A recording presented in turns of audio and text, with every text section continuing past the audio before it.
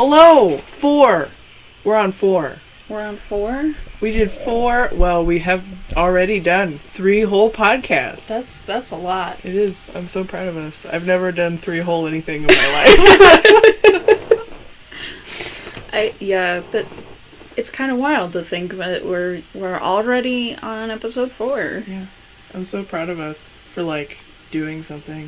4 is my favorite number. Wow. Mm-hmm. I don't have a favorite number, because I can't choose anything. Mm. Which actually is a good little segue into our first topic today. So, if y'all remember, a couple episodes ago, we were talking about how I hate my name, and decided to challenge my friends to give me a new one.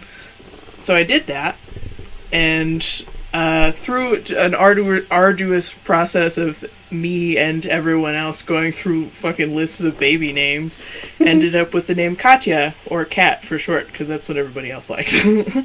Because I'm lazy, and I only want one symbol. Syllable. Symbol. Syllable. It, rolls, though. Yeah. It does. Just having a short one syllable. Yes. It's nice. And also... But also, Katya just, sounds cool, and I like all of the letters in that word. Yeah.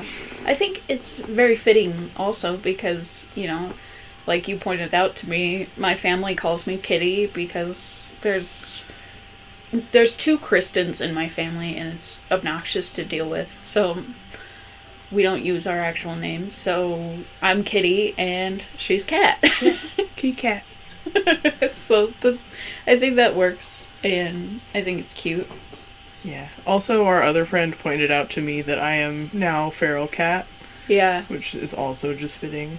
Yeah.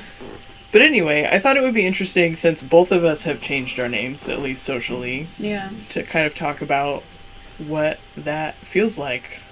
Because it's kind of weird. It is. To be honest. A little strange. I'm still not, I had changed my name a week ago. Yeah. So I'm still getting very used to it. I think we're all kind of adjusting to it, yeah. And it'll sound more natural the longer we go, yeah, as well. Because that's what happened when I changed my name. It took a while, and I wasn't offended when anybody called me Kristen still, because, yeah, whatever. Cade just fits now. Yeah. It seems weird to call me anything else. Yeah. Sometimes it's weird, when we go somewhere and you have to sign something, and I watch you sign Kristen, and I'm like, that's not your name, what are you doing? Not who or this is. When your parents call you Chrissy. Yeah. I'm really used to your parents calling you Kitty. Yeah. Sometimes I call you Kitty, because I'm so used to them calling you that. But, yeah, every time they use, your actual birth name, I'm like, who is that? Or I assume they're talking about your sister-in-law. Yeah. I'm like, what do you mean? She's not even here. What? Right. Who's Kristen? I don't even know. That's also what I assume, because, I don't really respond to that name anymore. Yeah. Unless somebody calls me Chrissy, which I'm like, okay, I guess that's me. Yeah.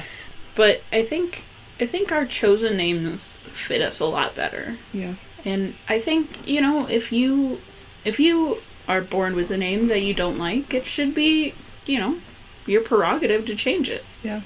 I just want to interrupt for a second to just throw out there, if you hear this, that's the chair I'm sitting in, so, yeah. Anyway. No, I was expecting it to make, really ass. loud. Listen, if I was ripping ass, I would claim it. You know what's gonna happen. Straight ripping ass. I don't understand why she's trying to hide it under the guise of a chair. Listen, when I'm ripping ass, you'll know. I'm trapped in here. That's gonna be bad. We have all 4 dogs in here. Oof. We've already been gassed out by the dogs on one podcast. Oh, yeah. Yep. I think it's just gonna happen every podcast. Because we record after we feed them. Yeah. So that's our fault. It's just... Yeah. But anyways, I think it's interesting. I think people should be able to choose their names, because you should be able to choose how you are presented in this world. Yeah. And other people shouldn't throw a fit about it. I which just to me is kind of funny. So when we were like going through lists of names and basically just like got in the group chat and set up a poll and I made everybody vote for their favorites. And I tried to call my mom because I was like, I feel like my mom should have a say, perhaps. Yeah.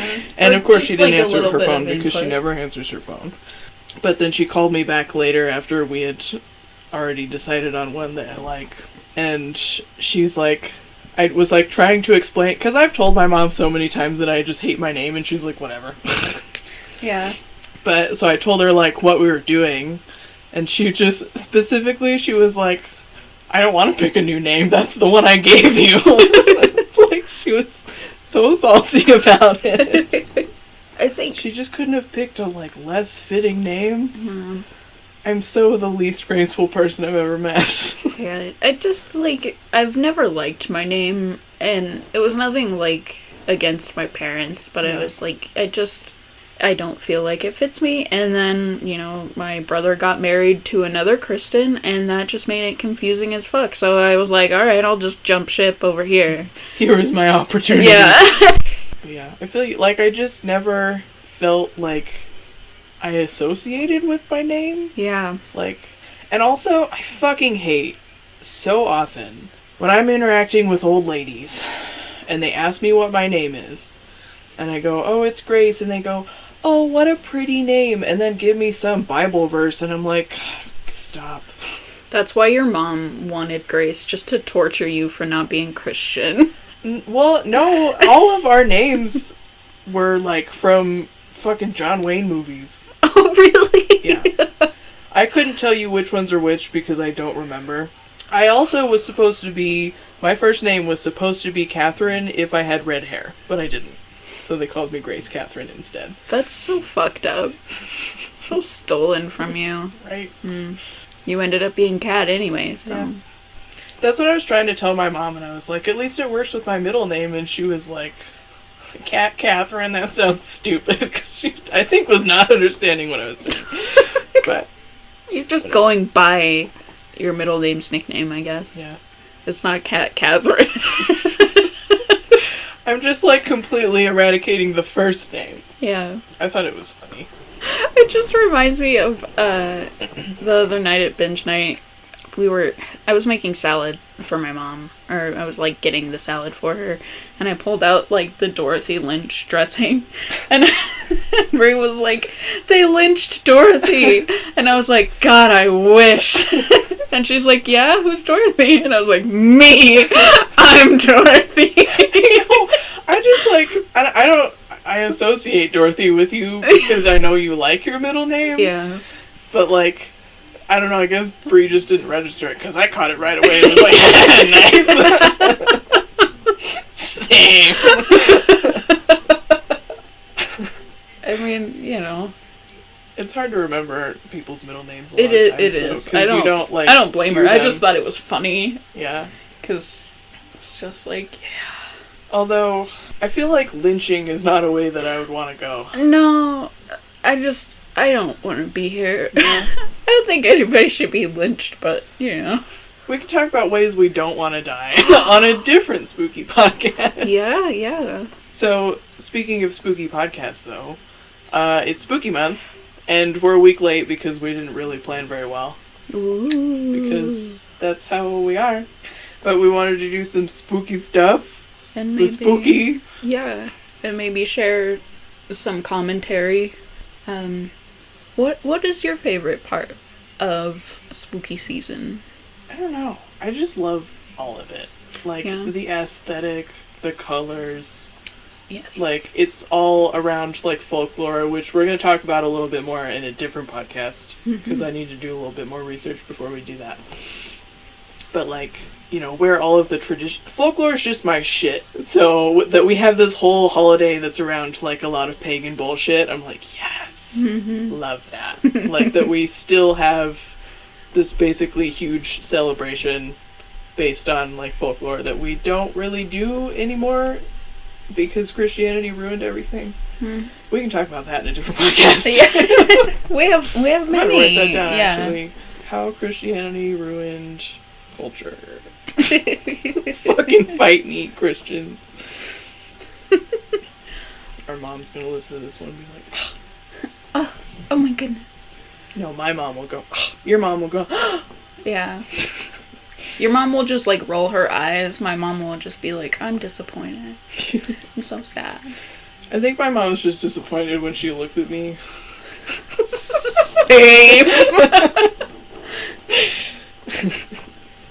Also, I know my mom listens to this. Hi, Mom. I love you. Thank you. I don't think my mom listens to this because she doesn't support me. Hello?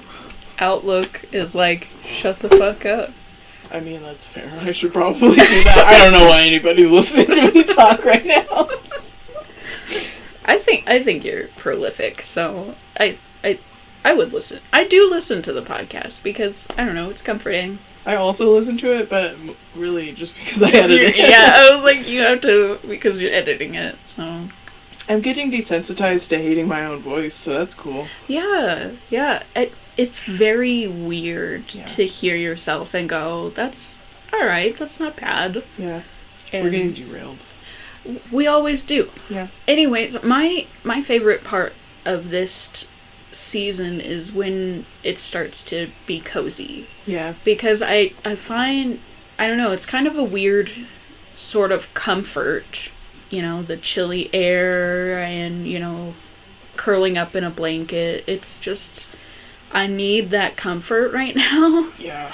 Because No kidding. it's wild, as it has been for a while. I think another thing is, like, I don't understand why, but I'm obsessed with, like, spooky things. So I'm like, same. You know, any, like, folklore or stories or, you know, I watch horror video games all the time because I can't play them myself because I'm a pansy, but I love the creepy aesthetics, and I don't really find horror movies interesting, and maybe that's just because I'm watching the wrong ones. But, like, they tend to be really cheesy or too gory, and I'm automatically, like, out of it. Like, I can't deal with the gore. I don't care about it. It's not scary to me. It's more just gross. Right? That's how I feel about it, too. There's, like, just so many... There are so many, like, culturally huge, like, horror movies that I've just not seen, because I'm like, it's just, like, gross. Yeah. And it's not scary, and I'm just like, ugh. Yeah. I don't want to watch that. I think that's like, why... there's a tasteful amount of gore. Yeah. And there's, like... Here's the thing. When There's, I like, a read, spooky amount. like, horror graphic novels, I'm, like, so drawn in by the disgusting, gory art. Mm. But also, they're just so well written. I think it Yeah. balances it out. For one, there's, like, different styles instead of just, like, somebody's arm gets ripped off and blood all over. There's just, like, more art to it, I guess. Yeah. And, like, I just love graphic novels in general because I love the art. I'm automatically In general. thinking of The Last Halloween, which is absolutely Oh my God, favorite. yes. The monsters in that graphic novel are so creepy and, like, very interestingly designed. I absolutely love The Last Halloween. I should read it again. She's actually For this season. I think I actually ordered it for myself, but her like paperback of it is supposed to come out this month, I think. Abby Howard, I love you. Yeah. She's had that hardcover out for a while, but it was like an Amazon exclusive and it's really expensive. Which is fair. I just can't afford it.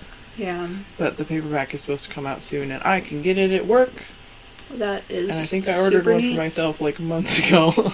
We should read it together. Yeah.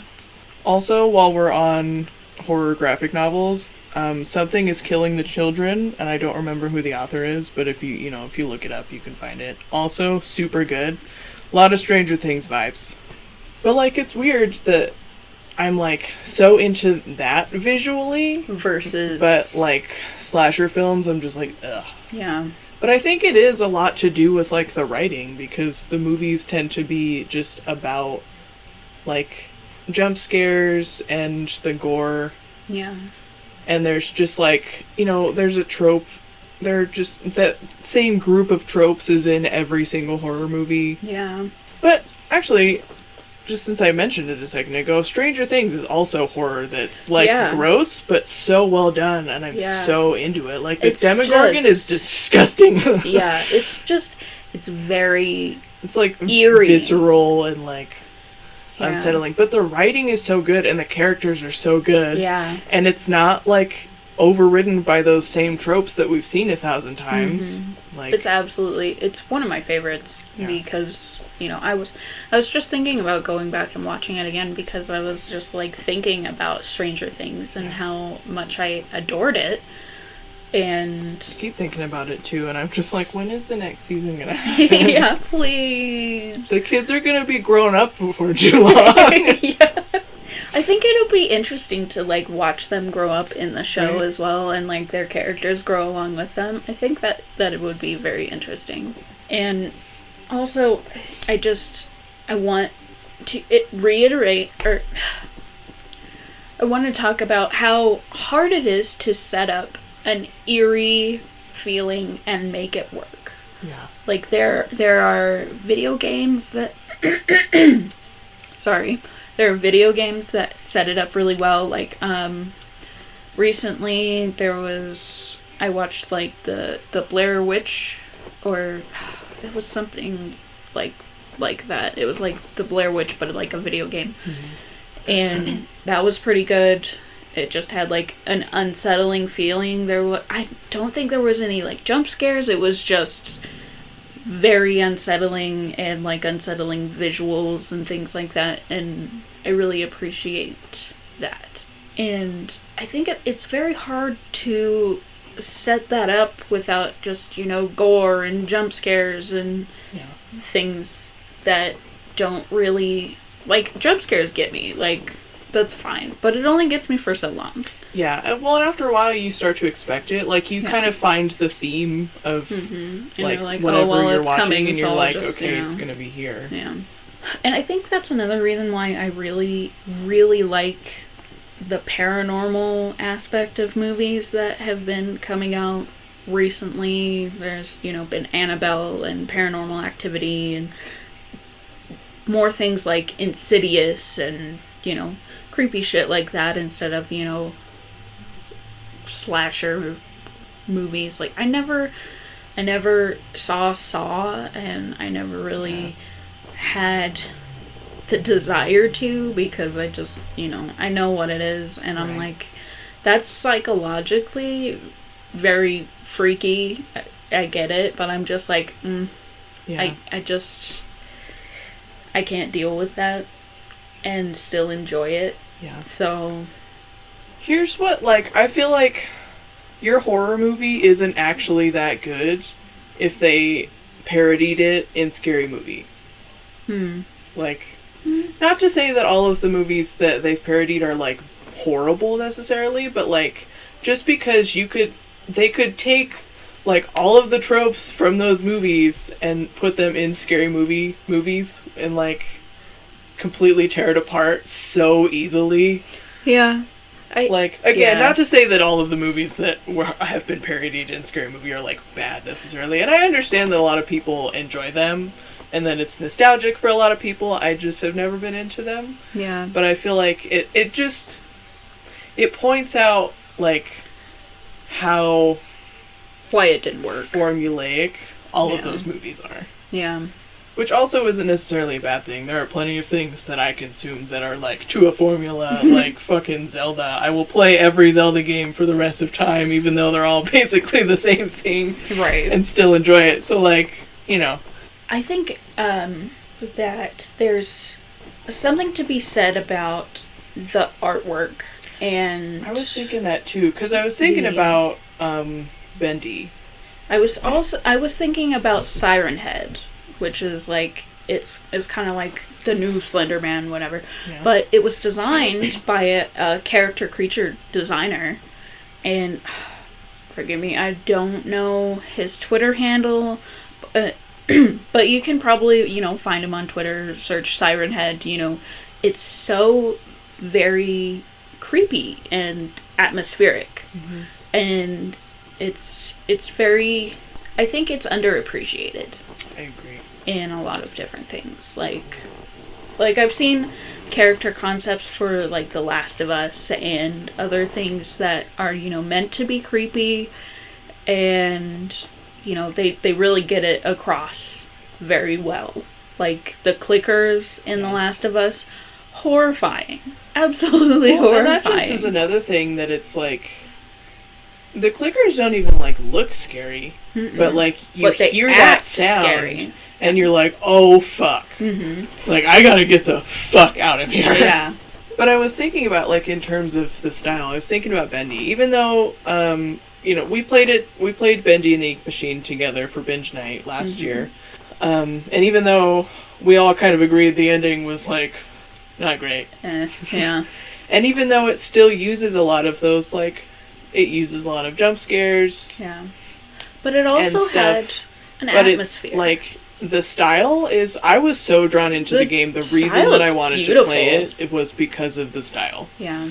And, like, also because of that game, not entirely because of that game, because I think there's, like, a little bit of the style played into it, and that's why it worked so well for them. But every time I see, like, a classic Mickey Mouse, I'm like, ugh. It is kind of unsettling, yeah. But, like, I really enjoyed that game. I loved walking around. Like, it was very suspenseful, because pretty much the whole game is, like, very quiet, and you're just sort of walking around talking to yourself, like, looking for toys and shit around. Looking for cans of, was it beans, or was it, like... I think it was soup. It was soup, looking for cans of soup. Bacon soup. Bacon soup! Yeah. Just every time we'd see a can. Soup! Soup! Also... Yeah, that was great. Not to spoil anything, I'm not gonna ruin anything, but like when you meet Boris and you're just immediately worried. Yeah. All the time. As soon as you find Boris, you're like, oh no. Yeah. Oh no. What's gonna happen? There's a lot of foreshadowing, and I think it did pretty well. You know, the end was just like weird and. Yeah. The only thing is that the end kind of threw me off. Yeah, the final boss was like really underwhelming, because there's the boss right before that. I'm not going to say who it is. But the boss right before that, God, we spent fucking hours, I swear to God, trying to beat him. Fucking it was arduous. Miserable. It was and then bad. we got to the final boss and it was like, that's it? What? And then Really? the end cutscene was just really confusing. Yeah. I think we found out that there's supposed to be more, but I don't know like what is happening with that. I haven't looked it up in quite a while. Yeah. But anyway, like, despite the fact that in the end the game was kind of disappointing, I still like really enjoyed it because of the style and like the atmosphere that it gives. Yeah. And it's not even like, well, certain parts of it, I guess, as you get deeper and deeper into it, but it's not like real dark. Yeah. Like when you first go in, it's like all very bright and pretty, not real colorful, but it's like really bright. Yeah. There's a lot of like yellow tones and like the solid cell shaded lines really kind of made everything kind of stand out. Yeah. It's a very pretty game. I will absolutely give it that. And I really like the designs of everybody. Yeah. I love Boris so much. Yeah. You have your little plushie of Boris. I found like my little Boris plushie so he would watch us play the game. Yeah. And then he got very sad. Yeah. But I think it's underrated, the amount of design that it takes to make atmospheric, scary things happen without gore or jump scares. Like, I'm thinking specifically of like character creature design, like Pan's Labyrinth is a very famous one for we should watch that. It's on Netflix again. We should. It's very famous for a very good reason. It's absolutely disturbing to look at. Yeah. And I think like going from gore to like body horror is so much more visceral for me. Yeah. You know, it just like it's very much more disturbing. Yeah. I feel like maybe that's another reason that for me at least like horror on a page is more enjoyable, because while it's depicting gore, it's not like blood splattering everywhere. Yeah. You know what I mean? Like, it's not just, like, puddles of blood and, like, spray and It's not whatever. overdone. Yeah, but, like, you see the, like I'm thinking just of, Something is Killing the Children, because I read it recently. There's, like, pretty early on, you just, like, one of the main characters walks into the woods after his friends and sees that one of his friends was literally, like, torn in pieces, and it's just, like, his torso and, like, shit trailing out behind him, and it's fucking unsettling and gross, but it's just one of those things where it's like oh, but that, actually like, gets it's you. almost more, feels like body horror, Yeah. like mutilation, I guess, rather than, like, gore. Yeah. I wonder why that is. I can't really pinpoint it, but I get what you're talking about, because... It also might just be one of those, like, car crash, train wreck situations, you know what I mean? Mm-hmm. Where, like, you know, every time... The scene is over, so you're just kind of, like, witnessing the aftermath. Yeah. Whereas, like, in slasher films, you sort of see it happen, but it also, you don't focus on it. Yeah. It's just, like, you know, somebody gets cut in half, or, you know, and you just sort of see it, and there's, like, blood spray, or, like, a puddle, or whatever. And then it's, like, you move on. Your living character is running away. Yeah. Versus, like, when you see it on a page, you can just stare at it for as long as your brain is stuck there. Yeah. And while we're on the subject of gore, I am such a fan of Hellboy. I love Hellboy to death. I've only watched the movies. I need to read the comics. I know. But when the recent movie came out, I was so excited. It happened around my birthday. It was, you know, like a birthday present for me specifically, because I love the story of Hellboy. But I was Holy shit, that was quite... last year. Yes. I was like, we didn't do anything for your birthday. What you talking about? No. No, it was last year. I just like, God, this year's so goddamn long. Anyway, Yeah. sorry.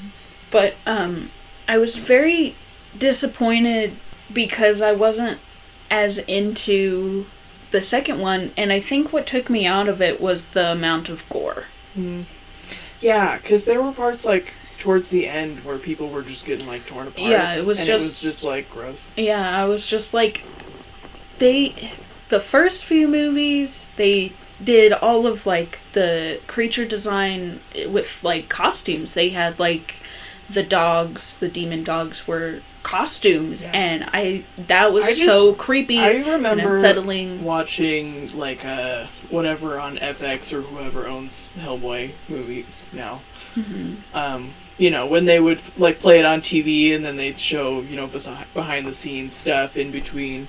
And I remember just, like, watching it and learning that Abe's costume was, like, 150 pieces. Yeah. And it would take them, like, hours to do his costume and makeup every time. It's so like, that's so fucking cool.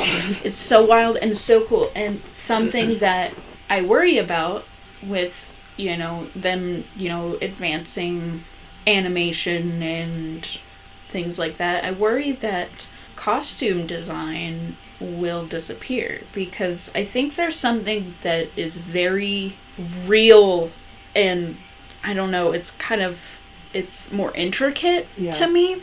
Well, and it's with such, costume like, design. an incredibly underrated art form. Yeah. Honestly. Like, even I was looking through some of my mom's old pictures the other day, and I found one, and I actually remember when he did this, when my oldest brother was in high school, and he did, like, zombie makeup for Halloween. Nice. And I found a picture of it, and it, like, the makeup that he did just made it look like he didn't have any eyeballs. Like, he just had empty eye sockets. That's awesome. It was so fucking cool. And I remember when he did that, because he did, like, the face makeup at home, and he had practiced it a couple times. I think he might have had one of his other theater friends help him with it. I don't remember, because I was pretty little. But I remember, like, he told me what he was going to do, and I was like, that's fucking cool. And then he came out of his room with it all done and, like, looked at me, and I was like, oh my god, dude, that's sick. That's fucking like, terrifying. I just remember when he did that, and then I found the pictures, and I was like, oh my god. See, I think... But, like, it's so cool. It's so cool that you can, with fucking basically face paint and latex, make it look like you don't have any eyeballs. Like, I think that's so amazing. And another thing about it is CGI is getting very advanced, but I am still able to pick out what is CGI and what isn't. So I think that my focus on trying to pick out what is CGI kind of takes me out of, like, the fact that this is, you know, spooky monster.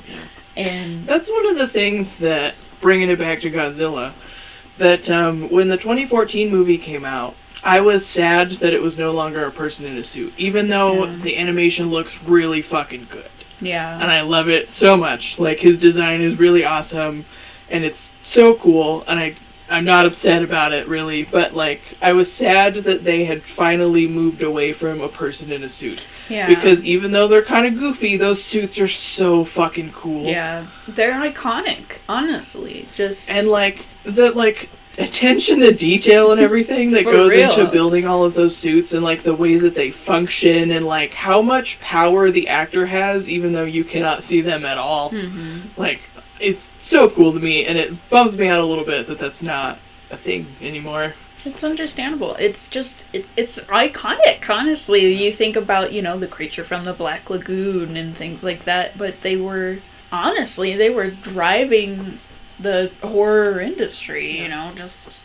Or even outside of horror, like, everybody's gonna hate me. I don't really care about Star Wars. But I will say that, like, the costume effects in the first trilogy are, like, still hold up. Yeah. Like, they're really cool. Yeah, they are. I remember a certain scene in, I think it was the prequels, and they were just, you know, in a bar area, and there was, it was like one of those specials on TV where they had, like, little facts at the bottom or whatever. And during this scene, they said at the bottom is, like, they had many other costumes from other movies, just, like, in the crowd to differentiate, like, all of the different species. And I remember seeing this little adorable, like, bat character, and I was like, that's it. That is my favorite Star Wars character ever. Hello, what movie is that from? Because I need to watch it. This little tiny, like, bat-faced person, and I was like, this is my favorite. This will always be my favorite. And I'm like, I need more costume design and creature design to be, what is the word for it? Practical? No. It's like, it's not CGI. Yeah. I don't know the word that I'm looking for, but, you know, prosthetic, real. Yeah, prosthetics. And well, here, if COVID doesn't completely destroy the theater industry, then it'll be fine. Also, like, watching that shit live is so fun. I, a few months ago, before COVID happened, so my aforementioned brother he works in theater, that is his living, and he does basically a little bit of everything. But he works at a nice dinner theater about an hour away from here, and so every once in a while he can get us comp tickets to some of the shows. And I took Emily to see Jekyll and Hyde the musical, which was really fucking awesome. But I just remember specifically one scene, because he was, like, talking to me beforehand, and he's like, it's, like, really gory and it's really fun, which gory on stage is not the same at all as gory in movies, and it's, to me, so much more fun. But I just remember he came and talked to us after the show, and he's like, which death was your favorite? Because it just, like, the way that they set that stuff up to make it, like, to get the point across is so creative and so fun. But a lot of the ones that they did where Mr. Hyde was going around town just, like, in a montage murdering people, they had, like, set up screens so you could see their silhouettes, and you could just watch him rip pieces out of people. That's cool. In, like, the silhouettes. And there was one specifically, though, that was not behind a screen, where he, like, ripped out somebody's jugular. Oh. And it was, like, so graphic, and I was just like, oh my god, it's so cool that they did that on stage. Like, But, like, I love that kind of shit, and I need it to stick around. Yeah. And I understand that they are different mediums, and so they can do different things, and they do. But I think it would be cool if film every once in a while would do things a little quote-unquote old school. Yeah. You know what I mean? I think it would work Because, well. like, CGI is really cool, but also prosthetics are really cool. Yeah. And fostering both of those art forms, I think, is important and should happen. Yeah, I think that they should work hand in hand, honestly. Yeah. They, like with Godzilla, I'm just thinking about Godzilla, like, they had people in suits, but they were just, CGI, so they took references from their facial expressions and their, Yeah. and I think that's kind of working, hand in hand with... Yeah. Or I'm even thinking about, like, Jurassic Park. Yeah. The first movie Those was, like, puppets, I man. remember everybody, years later being like, holy shit, this movie, like, really holds up, and then coming to find out that all of the dinosaurs are either suits or robots. Yes. Like, Yes. there was very, like, little to no CGI in that movie. And if you look up the Velociraptor suits, they are so cool. Yes! I want to play in one, Yes! honestly. Yes. I remember going to the Denver Museum when I was a little bit younger, and this was before our science trip.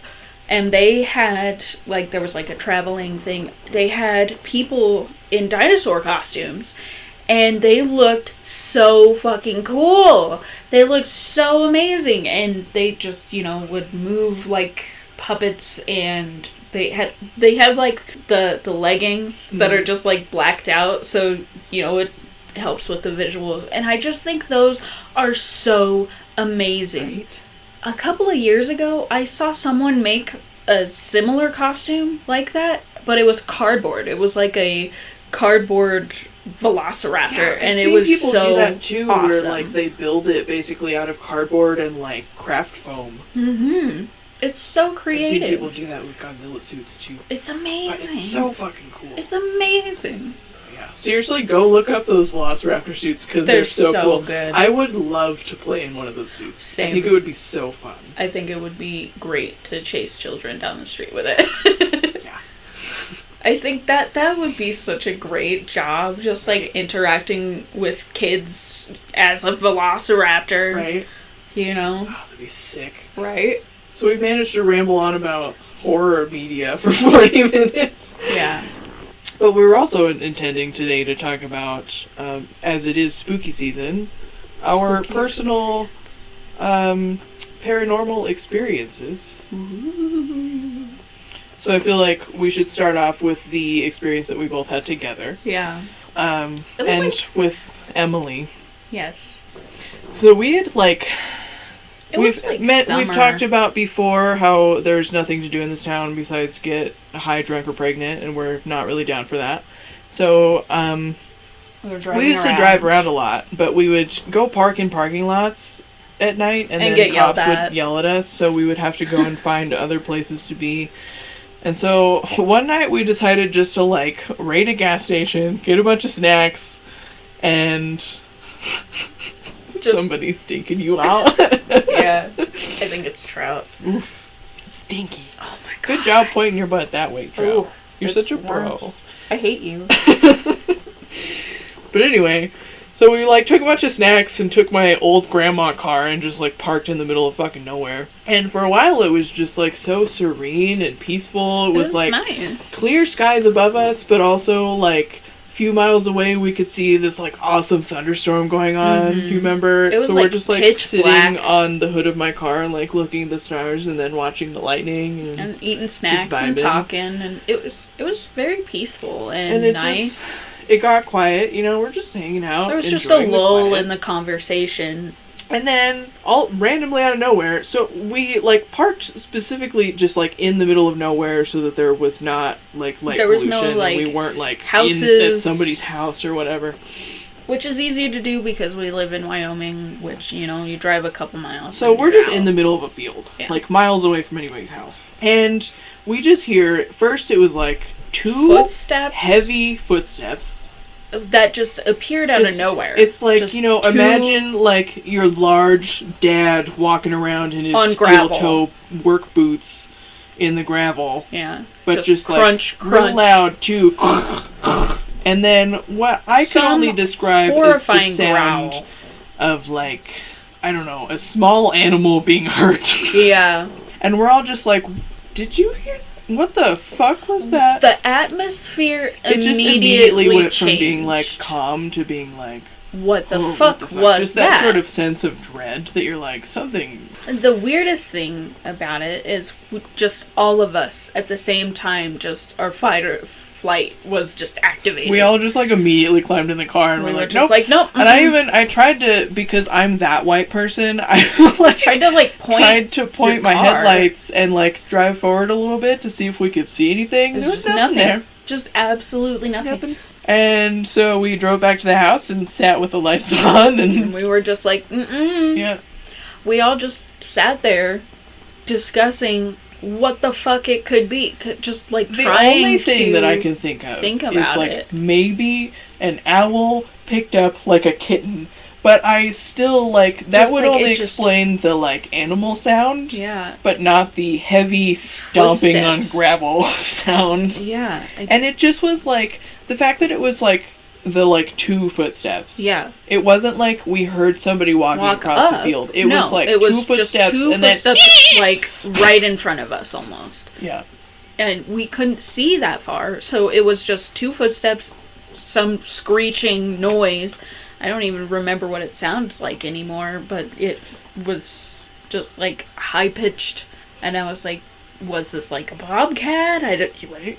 But it just was like, because we didn't hear it like approach or leave, whatever it was. It just was bizarre, and I'm very skeptical about ghosts and just of anything. I'm sure that there has to be some kind of explanation for it, but I couldn't tell you what the fuck it was. And I think that's why it was unsettling, is none of us had a valid explanation that fit. So, we were like, It's another, like, profoundly unsettling thing that just had no explanation. I didn't write this one down because I didn't think about it till just now. Do you remember when Emily and I drove to Albin in the middle of the night? Yes. So it was like... Another famous We were story. looking at... so Albin is like one of those towns. It's like an hour or so away from where we are. And I think we had seen like an ad in the paper for like renting a house there for super cheap. And we're like, fuck it, let's just drive over there and like see if we can find the house just for giggles. And so it's like late at night, and she and I just like decided to drive there. We're driving around the town. It's one of those towns that has like 3 people. Yeah, like max. Literally, probably a population of like 50 people. So we're like, it's like a main street and then like a couple of other side neighborhood streets. So we're just driving around, like looking at it. Why not? There was this like whatever, like I don't know, grain silo or whatever the hell. Looked to be abandoned, I don't know. But we could see it from the highways. We drove in and we're like, huh, that looks weird. I don't want to go over there. Just something about that thing don't feel right. But so we're driving around, like looking at the houses and pointing at, oh, this looks like shit. That one's kind of cute. It's like a witch cottage. That one's falling down. And, just going around, and we're like looking at houses and whatever, just driving, and then suddenly we both like turn to the right and go, oh my god, it's right there! We're like right next to this fucking silo, like whatever the building that it used to be attached to is like gone. But we just both like noticed that we were on like in front of it on the street, and we're like, oh my god. And Emily was driving, and we're like, we have to leave. We have to go home right now. You need to drive us away from this thing. I don't know what is wrong with it, but it's wrong. Something but it just is wrong. Like weird. And we like joked about it for a while to see if we should like tell you about it or not, and then see if we could get you to come there with us and see if you had a similar experience. And we just never ended up doing it. Or like to see if we went during the day, if it would have that same effect. But it just was like weird that we both just sort of saw it, and it wasn't even like decrepit or gross. It's just like you drive by just, like, small towns and you see them like any other like silo, whatever. But just like we both saw it and we're like, something about that thing just ain't right. It just ain't right. And then the closer we got to it, like, the more unsettling it was. It just was like, oh, God, what the fuck? Yeah. This thing is like, ugh. I remember sometimes, you know, we were kids just... During the summer, we would just... During the middle of the night, we'd just, like, go out in a group, and we would go up to the church up on the hill over there. And Emily had this, like, a similar feeling, and I really started to feel it as well when, you know, we were just, you know, at the church at night. It's just like, you know what? I'm uncomfy. Yeah. You know? It's just like you feel it, and there was you just kind of look at your friend and you're like, are you uncomfortable too? And they're like, yeah, I have been. Yeah. And you're like, okay, that confirms it. We can leave now.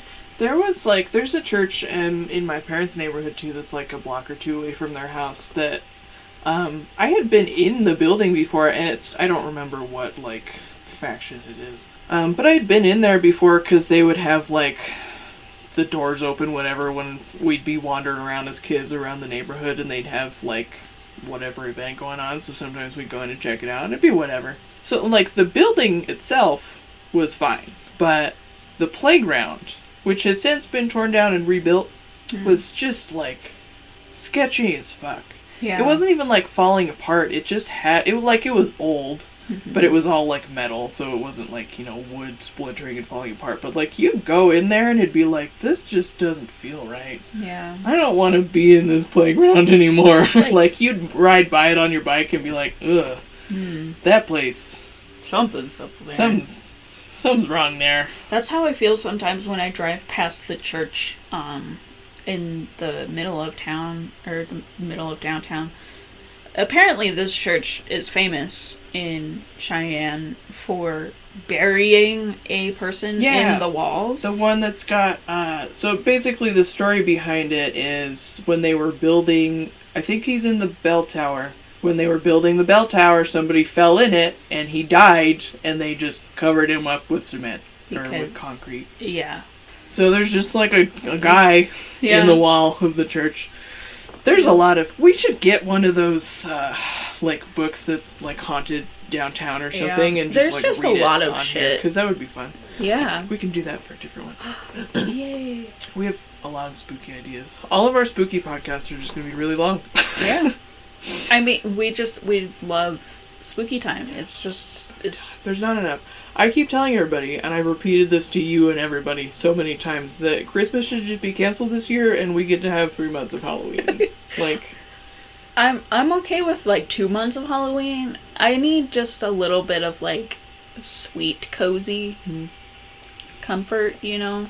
As soon as it starts to snow, I'm like, you know, snow is also very eerie, if you think about it. Yeah, it's almost it's like so mist. Quiet. It's so quiet. Because it just absorbs all the sound, so, like, you're out there in the snow and you just can't hear a damn thing. Snow can also be creepy. Like, we can a lot do... of times I find it very relaxing. Yeah. We can Like- do Christmas, but creepy. Like Krampus. Christmas in the olden times when you used to tell ghost stories and stuff. Yes. We That should would be find some, like, fun. classic Christmas ghost stories. We That used to should. be, like, a thing. Yeah. And the only one that's really, like, well-known anymore is, fucking Scrooge. Yeah. What is the actual story called? Why can't I think of it? You know the one. Yeah. Anyway. Yeah. Charles Dickens. Yeah. That's all I can think of. I'm like, Charles Dickens. Why can't I think of what the actual fucking story is called? Who knows? Who knows what it's called? Brain machine broke. Yeah. But we should do that. Yeah, that'd be fun. Spooky Christmas. Yeah. I'd be game for that. What other spooky experiences do you have? This is just, like, personal. I think that the only really spooky thing that I have is just kind of, like, psychological. After my uncle passed, I was very close with this uncle. I loved him dearly. He was living with us for a while, and he went to California and kind of repaired things with his family, and he passed away promptly after. So my brain did not really register that he had passed. For a long time after, I would have dreams with the same theme. They weren't necessarily the exact same dreams, but they always had the same thing, that he had just left us and didn't actually die. It was just that he didn't want to be part of the family anymore, and that he just abandoned us. And it kept going on, and to the point where I would wake up and I would be like, did that happen? Is Mikey coming back? What? I was very, very confused for a long time. And another thing that kind of ties in with that is, after he passed, he used to wear a very specific cologne, which was very easy to identify. And just around the house after he passed, I would smell cigarette smoke and his cologne. He was the only one who smoked here because, my parents can't. And I would just, walk through a cloud of it, it seemed, and it would just, his very specific scent would be there. And there was just no explanation for it. Like, no one in our house smokes, and we don't have items from, him, because they were all with him. So, you would just walk into these certain clouds, and you would just be like, oh, that just brings back a visceral memory of this person that's not here anymore. Yeah. And I don't know if it was, like, my brain trying to, figure it out, really, or just, cope with it, but my mom and I both had experienced that. Just several instances where we had both smelled it at the same time, and we were like, do you smell Mikey's cologne? It's, right here. We don't have that anymore. It's been years. What the hell is this? I think that's just, it's either our brains trying to comfort us or something that I can't really explain. Well, and especially, I feel like when it happens just to you, you're like, oh, it's probably just, my brain playing tricks on you. But as soon as there's somebody else in the room going, hold up, did you see that? Did you smell that? Whatever. Then there's it's just wait a minute, you mean that was real? Yeah, it's confirmation, in which you're just what the actual hell just happened. Right. Ooh, I have a really good one. This also has to do with kind of sad death, but my dad told me a very heartwarming story of when my grandpa passed. I was in the 4th grade, and he was the last grandfather that I had, because we didn't have many grand people left. And after he passed, my dad told me that he had a dream, because there was a lot of turmoil in our lives when he passed. My mom was, really sick, and, my brother and my dad have always kind of been at odds, and my brother and my dad was having trouble dealing with all of my grandpa's stuff. And my dad told me that he was kind of in and out of sleep, and he had a dream that his father sat on the end of his bed and looked at him and said, "It's gonna be okay." I have That's similar it. stories from my dad. That's it. And, he woke up, and just that simple message was like, okay, we're gonna make it through it. Yeah, I have similar stories from my dad. So he was very, very close to his dad. And I don't really remember my grandpa because he died of cancer when I was 7. Mm-hmm. And they used to live here, but they moved to Washington because the air was better for his last couple of years. But anyway, so several years ago, my dad had a really, really bad motorcycle accident. He was driving out on a dirt road, and a car in front of him, braked very suddenly, and he basically was, he either had to swerve off the road into the ditch or run into the back of this car and die. So he swerved off the road and just completely destroyed his bike. He was in the hospital for quite a while. He couldn't work for quite a while after that. He still even has, like, lasting effects. He went deaf in one ear because of it and stuff. But I remember him talking about how when he was in the hospital, he had told my mom about this, and he had said, I don't know if I dreamed this or if it actually happened because I was so messed up when I actually had the accident, but I could swear that I felt myself being lifted off my bike, and if I had crashed to the ground with the bike, I would not still be here. And he swears that it must have been his dad who had pulled him off the bike and thrown him on the ground. But he's also along the lines with the dreams. He I think, still has many of these dreams where his dad just comes and visits him, and they just, like, you know, sit out on the porch or whatever and just, like, talk about life. That's so sweet. And they'll, you know, my dad will be like, he'll ask about you kids and how your mom's doing, and before his mom passed, ask about grandma and whatever, which is like one of those things where it's like, is this just, you know, your psyche producing this thing because you just miss him so much, or is, like, this genuine? Like, who knows? Yeah. Well, there's really no way to prove it, you know? Yeah. I think I'm not religious, but I do think that there are forces that I don't understand. I think that's okay. I don't think I'm meant to understand it, honestly. That's something that's an interesting conversation, I think, as an atheist. Because a lot of religion is about, like, I need to have the answers, and so this book tells me the answers, and there's a lot of religion that we can go into on a different day, but, so when you're having a conversation with somebody who's religious, and they're like, well, if God doesn't exist, then why is this? Why is this? Where did we come from? What are we? And it's like, I don't know. Yeah. I don't have to know. Yeah. You don't have to know either. I don't think that's the point. Like, why aren't you comfortable just accepting the fact that you don't know? You know what I mean? Yeah. I think it's important to be able to do that until you can, you know, produce a definitive, provable answer to a question. It's totally okay to say I don't know. Yeah, I agree. And just to be like, is this, you know, are ghosts real? I don't know. Yeah. Maybe. I like to believe they are because I think that'd be cool. Yeah. But I don't know. Yeah.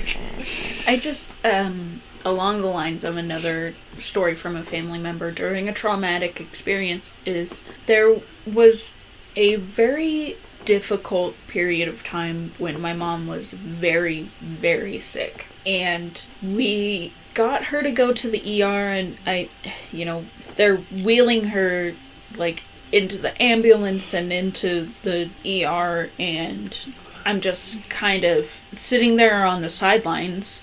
And this was recently after her mom had passed, and it was like she was just talking to her, specifically because I heard her say, "Oh, Mom, it's okay," you know, or she asked her mom for help, and that's what disturbed me a lot. She was calling for help, and it seemed like she was answered, like she was just having a full conversation with a person that wasn't there. And again, I don't know if it's like part of the trauma or your brain just kind of trying to work with that or make sense of things or comfort yourself, but it's unsettling to see that, you know? Well, that makes me think of a few months ago when you just happened to catch your mom taking her fucking oxygen off, and she was, like, about to pass out, and you got her to, like, sit up and put it back on, but she was talking about how your uncle had called her. Yes. Yeah. It's very scary. And then she also thought Bella was Chica. Yeah. Well, and that's what happens when your brain is deprived of oxygen, is it, you know, makes some shit up. And, you know, it's scary to deal with that. That is real scary. Yeah. It's, like, really unsettling to just look at a person and be like, you are talking about people who are not alive. Yeah. as if they were in the room with you. I don't like that. I don't or like giving that you phone calls connection or whatever. Yeah. to the underworld there, and you gotta reel back a little bit. So there was one more that I wanted to talk about. Go on. I have a couple, but this one in particular. So I went to a Catholic elementary school that had been a Catholic high school for a long time.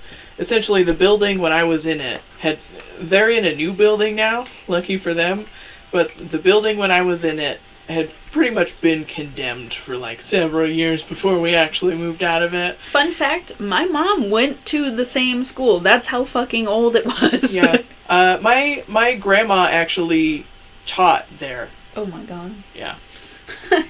Wow. Yeah. And my aunt went there. But anyway, yeah, it's ancient. We didn't have nuns teaching there. I don't know if there are nuns here anymore. But the convent was still there. But the convent was condemned, like officially, legally. And so the doors were all locked. But the way that the property was set up was basically you had the school kind of in like an L shape on one side, and then you had the playground was in like a big square lot, and then the convent was like making that other wall, so you couldn't really see like the street from the playground except for from just a couple of small areas of fence. So we would play around the convent a lot, and it was the back of the building, so there was kind of like a little back porch area, so we'd go sit on the stairs or whatever and peek in the windows and look at all the spooky furniture, and everybody would swear up and down that they could see stuff moving in there, which was probably just little kids. Mm-hmm. And in the same way that there was a door on one end of the building that didn't have a doorknob on it anymore, had been cut off and sealed, but like, you know, everybody would have their own personal experience of if you knocked on the door, somebody will knock back, whatever. Which that one was probably a bunch of horseshit. Yeah. But an experience that I remember having, and this may have been a dream, I was little. I think in like first or second grade. May have been a dream, but I'm pretty sure it wasn't. But I remember hanging out with one of my friends, and we were sitting on the stairs on the porch, and there was like a screen door, and we're just sitting there hanging out, chatting, and these two women walk out of the screen door. And I remember because they asked us to move because we were sitting in the way on the stairs. And we we're little kids, we didn't really think anything of it. I didn't realize until many years later that they were dressed in like period clothing. Because I could still remember, like bonnets and the big bustle or whatever, the big skirts and stuff. And like, it just as, 8-year-olds or however old we were, like, that's weird. I thought we weren't supposed to go in there, and I remember, like, going in after recess and, like, telling our teacher we saw a couple ladies come out of the convent, and she was like, people, what are you talking about? People can't go in there. We're like, yeah, there was these ladies that were, like, they came out of the convent, and then they, like, just walked out through the gate, the playground. Who are those ladies? Like, what are they doing here? Just little kid questions, like, why are these ladies here? Oh my god. And the teacher's like, no. Quit making up stories. Like, nobody can go in there. It's all locked off. Like, nobody has the keys. You can't get into that building. It's condemned. Nobody can go in there. And we're just like, what? Excuse me? That's not like, what our teacher was, I'm sure, just so convinced that we were just being little shits and, like, trying to make up some shit. But, like, we're just like... It was very real to you. What? Excuse me? We both saw that, right? Like, they spoke to us and asked us to move. We tried to open the door again after they walked away when it didn't open. Like, what the fuck? I just, like... And there's, like... That was, like, my one experience at that school, because, again, it was fucking ancient. But I remember, because my mom also taught there, so I spent a lot of time there after school. So I'd go pester other teachers when I got tired of being in my mom's classroom. And, I remember hanging out with, like, the after-school teacher one time, and she and I were bros.